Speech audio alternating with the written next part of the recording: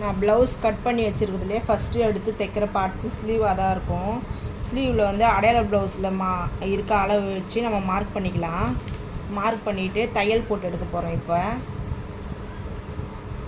இந்த சைட்லேயும் நம்ம மார்க் எடுத்துருக்கோம் இல்லையா, அதை கீறிட்டு மார்க் பண்ணிக்கலாம். இப்போ தைச்சி எடுத்துக்கலாம்.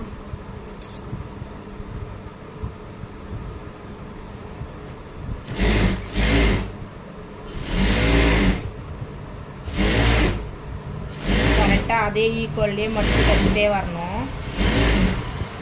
இந்த மாதிரி ஜாயிண்ட்டாக தான் விடுவேன். ஸ்லீவை கட் பண்ணிட்டோம்னா நம்ம 2 வாட்டி எடுத்து தைக்கிற மாதிரி வரும். ஸ்லீவை ஜாயிண்ட்டாக விட்டு நம்ம தைச்சிட மாதிரி கட் பண்ணால் நம்மளுக்கு ஈஸியாக இருக்கும்.